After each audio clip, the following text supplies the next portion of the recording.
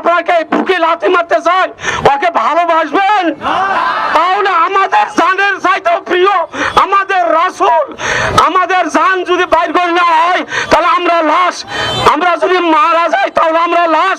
তাহলে রাসূলের শাফাত ছাড়া, রাসূলের পতাকা তলে সমবেত হওয়া ছাড়া, রাসূলের সুপারিশ ছাড়া কোন এক ব্যক্তি আদম আলাইহিস সালাম থেকে এই শেষ পর্যন্ত কোন ব্যক্তি জান্নাতে যেতে পারবে না।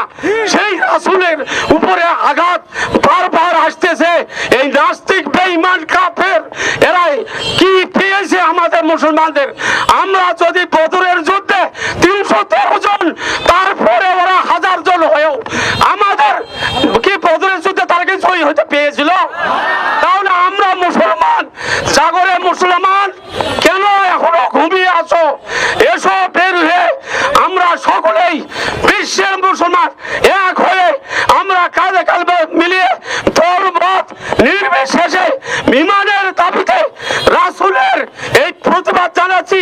এই মোদী সরকার, এই কুলাঙ্গার, এই পুরোহিতকে ফাঁসির দাবি জানাচ্ছি। আপনারা কি বলেন? আমরা তাদের ফাঁসি চাই, অবশ্যই আমরা তাদের ফাঁসি চাই। এই মুদহিল বটতলী এই স্থান থেকে আমরা এই প্রতিবাদ জানালাম বাংলাদেশের এক সাধারণ প্রান্ত থেকে। আল্লাহ পাক আমাদের এই চেষ্টাকে কবুল ও মঞ্জুর করুন। সকলে বলেন আমিন।